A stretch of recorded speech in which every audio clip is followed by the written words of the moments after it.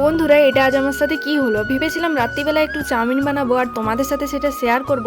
তো ভিডিওটা শুরু করতে না করতে স্ট্যান্ড থেকে ফোনটা হাতে লেগে পড়ে গেল, তারপর ডিসপ্লেটা ভেঙে গেল আর নতুন করে ডিসপ্লে লাগাতে আবার 1200 টাকা নিল। কি বলবো বন্ধুরা, সময়টা এখন প্রচুর খারাপ যাচ্ছে।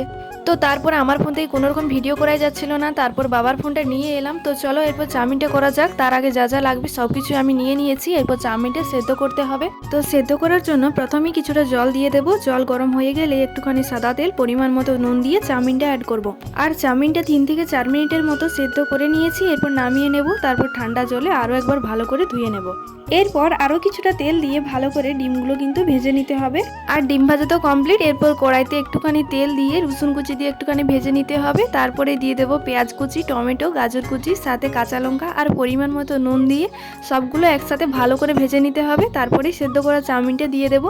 আর চাউমিনটা দিয়ে পরে বেশ কিছুক্ষণ নাড়াচাড়া করতে হবে। আর তারপরে দিয়ে দিতে হবে চাউ মিক্স মশলা। তারপর আরেকটুখানি নাড়াচাড়া করে দিয়ে দেবো ভেজে রাখা ডিম, সাথে শসা কুচি, পেঁয়াজ কুচি, টমেটো সস।